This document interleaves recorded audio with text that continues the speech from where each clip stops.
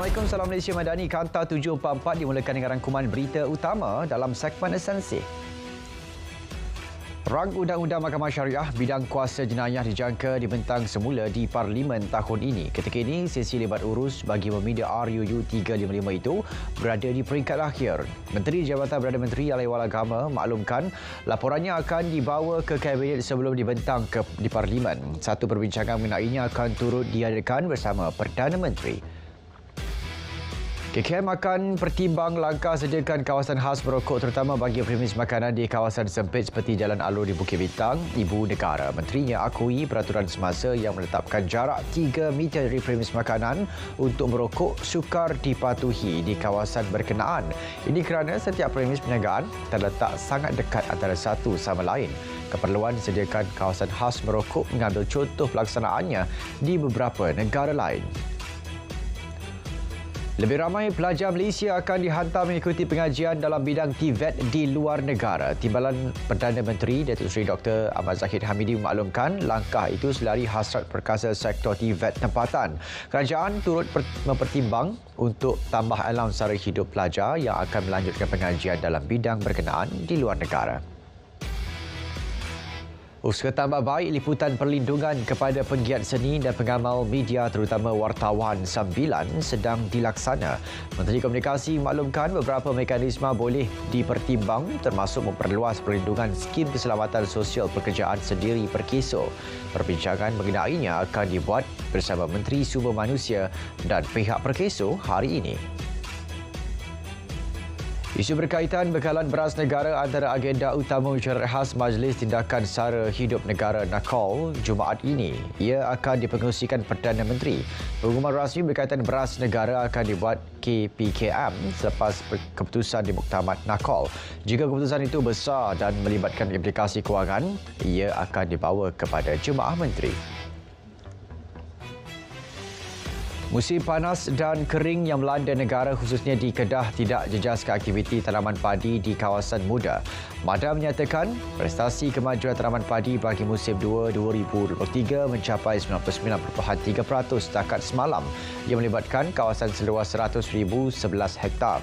Jumlah takungan air ketiga-tiga empangannya pula berada pada paras selesa dan mencukupi.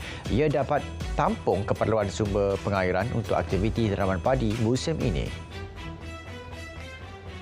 Lembaga Kemajuan Pertanian Kemubu Kedah pula sediakan 150 unit pump backward tambahan tahun ini. Langkah awal itu bertujuan atasi masalah bekalan air yang dijangka berlaku susulan fenomena El Nino. Kemudahan tersebut akan ditempatkan mengikut keperluan semasa bertani. Ini membabitkan kawasan seluas 26,000 hektar di 6 daerah tanaman padi Kedah. Penganjuran Jualan Ihsan Rahmah 2024 Kendalian Pembadanan Pengemajuan Pertanian Selangor diperluas ke pelbagai komuniti. Ia bagi membolehkan lebih ramai rakyat terima manfaat. Baru jualan diadakan khusus untuk tangan penjara Sungai Buloh Selangor.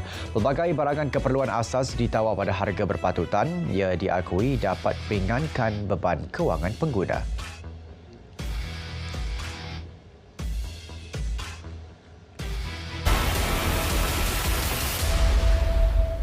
Pencemaran Sungai Kulim dan Sungai Air Merah aktiviti penterengakan khinzir di pekarangan Sungai Lembu seberang Perai Tengah Pulau Pinang dikesan sebagai punca. Hasil pemeriksaan Jabatan Alam Sekitar JS Kedah beberapa kolam di ladang berkenaan melepaskan influent atau air sisa berwarna hitam ke Sungai Air Merah yang kemudiannya memasuki Sungai Kulim.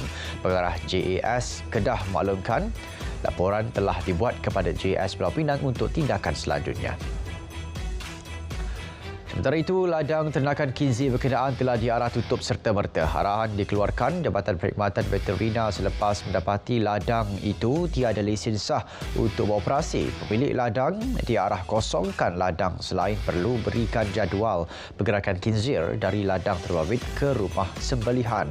Satu notis kompaun akan dikeluarkan terhadap pemilik ladang selain mengambil tindakan lanjut berdasarkan perundangan sedia ada.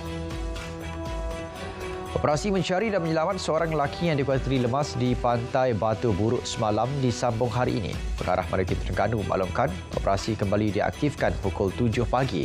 Operasi hari pertama yang bermula tengah hari semalam ditangguhkan 7 malam tadi berikutan keadaan mula gelap dan laut bergelora.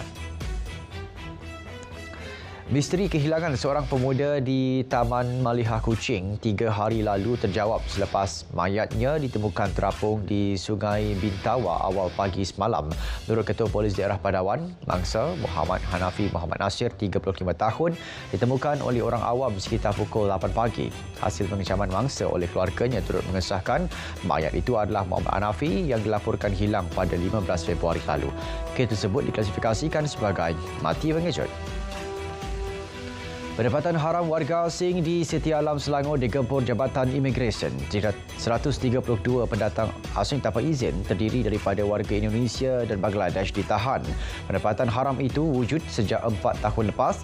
Ia bukan sahaja dilengkapi bekalan elektrik, malah menempatkan kedai runcit, warung dan surau. Ketua pendatang tanpa izin itu dipercayai menyewa kawasan berkenaan daripada warga tempatan. Terlibat kesalahan pelesiran aktiviti hiburan, kesalahan imigresen dan penyalahgunaan dadah, polis menahan 184 individu termasuk 162 warga asing di Johor semalam. Ketua Polis Johor berkata kesemua mereka berumur 21 hingga 64 tahun ditahan menerusi operasi Noda Khas dan Hibur. 32 warga asing serta 16 warga tempatan turut didapati positif metafetamin.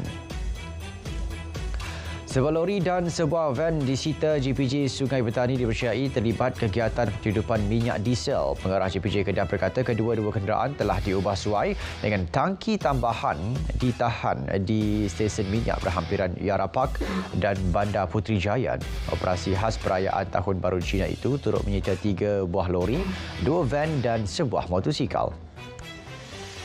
2 individu berdepan detik cemas apabila kereta mewah dinaiki terbakar. Kejadian berlaku di kilometer 82 Lebuh Raya Utara Selatan dekat Gurun semalam. Kenderaan berkenaan terbakar hampir 90% di tepi jalan raya. Operasi pemadaman membabitkan penugasan 9 anggota dari Balai Bomba dan Penyelamat Guar Cempedak. Juru Teknologi Makmal Perubatan Awam berdepan 25 pertuduhan terima suapan RM16,150 antara 2019 hingga tahun lalu. Petugas Jabatan Patologi Hospital Sultanah Aminah Johor Bahru itu bagaimanapun mengaku tidak bersalah. Saiful Amin Sabran, 52 tahun, dibenarkan ikat jamin RM10,000 dengan syarat tambahan tidak mengganggu saksi. Kes disebut semula pada 21 April ini. Pemilik dan pengurus sebuah kolej kemahiran didenda kerana mengemukakan dokumen palsu skim penjana kerjaya 2.0. Tertuduh Rari Syahiman Muhammad Zin, 34 tahun dan Nurul Azwani Muhammad Azali, 38 tahun masing-masing didenda RM50,000 dan RM30,000. Kedua-duanya mengaku bersalah atas pertuduhan pilihan di hadapan Hakim Muhammad Azhar Osman. Mereka dituduh membuat tuntutan palsu berjumlah RM5,300 pada 5 Julai 2021. Nasional FM tampil dengan segmen terbaru Peluk Bantal bersama geng burung hantu. Selain hiburan pelbagai genre lagu, pengisiannya turut mengangkat konsep Malaysia Madani yang berkukuh perpaduan, juga perkongsian pengalaman pendengar setianya. Segmen itu ke udara setiap Ahad dan bersiaran selama 3 jam mulai 12.30 malam. Ia menampilkan tetamu jemputan termasuk selebriti selain pendengar setianya. Selain radio, segmen berkenaan boleh diikuti menerusi TikTok Nasional FM. Kedah FM berkolaborasi dengan KTMB meraihkan Hari Radio Sedunia 2024. Ia membabitkan penganjuran program istimewa bersama pendengar setia stesen radio RTM itu. Menerusinya, kaki tangan Kedah FM termasuk penyampai radio dan pihak KTMB dapat menambah mesra dengan para pendengar. Ia juga berpeluang untuk dapatkan maklum balas mereka bagi meningkatkan kualiti penerbitan dan penyiaran. Usaha menyeluruh akan dilaksana untuk kurangkan kadar defisit fiskal negara kepada 4.3% tahun ini. Menteri Komunikasi memaklumkan tahun lepas defisit fiskal berjaya dikurangkan kepada 5%. Pada 2022, kadarnya 5.6%. KDNK pula tumbuh 3% suku keempat tahun lepas. Pencapaian itu diperoleh meskipun berdepan persyaratan luar yang sangat mencabar. Fahmi turut memberitahu ekonomi negara berada dalam landasan tepat. Ini mengambil kira penurunan kadar pengangguran dan inflasi selain kenaikan FDI. Bagi memastikan negara berada dalam landasan ekonomi yang tepat, 3 asas ekonomi perlu diberi fokus. Ini termasuk mengutamakan pelaburan, mewujudkan peluang pekerjaan baru dan memastikan harga barang terkawal. TNB dinobat sebagai organisasi korporat paling dipercayai di Malaysia. Kaji selidik firma penyelidikan pasaran Ipsos Sdn Bhd menunjukkan syarikat utiliti itu mengatasi 100 jenama lain. Presiden dan Ketua Pegawai Eksekutif TNB menyifatkan kepercayaan dan keyakinan yang dinilai sebagai cerminan budaya kerja seluruh warganya. TNB berharap dapat menawarkan penyelesaian tenaga boleh baru kepada pelanggannya. Bagi meningkatkan jumlah pelancong ke Pulau Langkawi, Lembaga Pembangunan Langkawi LADA akan bekerjasama dengan syarikat penerbangan. Menurut Ketua Pegawai Eksekutifnya, ia juga bagi mempertingkat pelancongan mesyuarat insentif, konvensyen dan pameran. LADA juga mempromosi tarikan terbarunya Eagles Nest Skywalk di Langkawi Skycat yang dijangka dibuka kepada pengunjung hujung bulan ini. LADA mengunjukkan 950,000 pengunjung ke Langkawi Skycat tahun ini.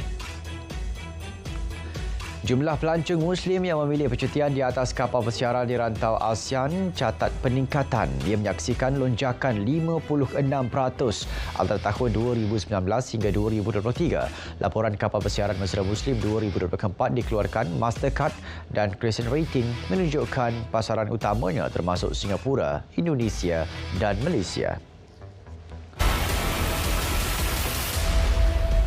Keganasan tentera Israel di Gaza semakin sukar dikawal apabila puluhan lagi rakyat Palestin disahkan terbunuh dalam serangan berterusan pada hari ke-135. Agensi Berita Palestin, WAFA, melaporkan bahawa bandar-bandar dan kamp pelarian di tengah Gaza menjadi sasaran serangan. WAFA melaporkan bahawa kira-kira 40 orang awam terbunuh manakala puluhan lain cedera dalam serangan tentera menceroboh ke atas beberapa rumah di Bandar Al-Zauda. Sementara itu, Agensi Bantuan dan Kerja Pertubuhan Bangsa Bersatu bagi Pelarian Palestin UNRWA mengesahkan 158 pekerjanya maut di Gaza akibat serangan tentera Israel. Agensi itu dalam kenyataan memberi amaran peningkatan serangan udara oleh Zionis di Bandar Rafah bakal mengorbankan ribuan lagi mangsa. Operasi ketenteraan di bandar itu juga menyukarkan lagi usaha membawa masuk bantuan kemanusiaan. Di London, puluhan ribu penduduk berarak menuntut gencatan senjata segera di Rafah. Para peserta berkumpul di Park Lane sambil memegang spanduk dan melaung harapan Palestin akan dibebaskan. Barakan pro-Palestin merupakan perkara biasa yang diadakan di London setiap Sabtu. Ia dilakukan sejak rejim Zionis melancarkan serangan besar-besaran di Gaza pada 7 Oktober tahun lepas. Sekurang-kurangnya 28,858 rakyat Palestin terkorban, kebanyakannya wanita dan kanak-kanak. Kumpulan Houthi yang berpangkalan di Yaman mengaku mendalangi serangan terhadap kapal dagang Denmark MT Pollux pada Jumaat. Menurut Markas Pemerintah Pusat Amerika Syarikat, sekurang-kurangnya 4 peluru berpandu anti kapal dilancarkan dari kawasan yang dikuasai Houthi ke Laut Merah selama beberapa jam. 3 daripadanya menyasarkan kapal MT Pollux. Bagaimanapun, tiada kecederaan atau kerosakan dilaporkan. Baik, ini perkembangan konflik Rusia-Ukraine. 3 orang terbunuh dalam serangan dron dan peluru berpandu Rusia di timur Ukraine. Kabinet Tentera Wilayah Donetsk berkata, 2 mayat ditemukan di bawah runtuhan sebuah bangunan kediaman di bandar Kramatorsk yang terkena serangan peluru berpandu manakala seorang terbunuh di wilayah Kharkiv. Menurut Tentera Udara Ukraine, Rusia menyerang negara jirannya semalaman dengan 6 peluru berpandu anti-bom pesawat. Bekas Perdana Menteri Thailand Thaksin Shinawatra dilapor selamat tiba di kediaman rasminya di Bangkok pada pagi semalam. Sebelum itu, ahli politik berusia 75 tahun berkenaan dilihat keluar dari hospital polis di Bangkok dengan memakai pendakap leher. Saudara, Kanta 744 berakhir di sini. Dari sungai ke segara, Palestin pasti merdeka. Assalamualaikum, salam Malaysia Madani, Dekat Perpaduan, penuhi harapan.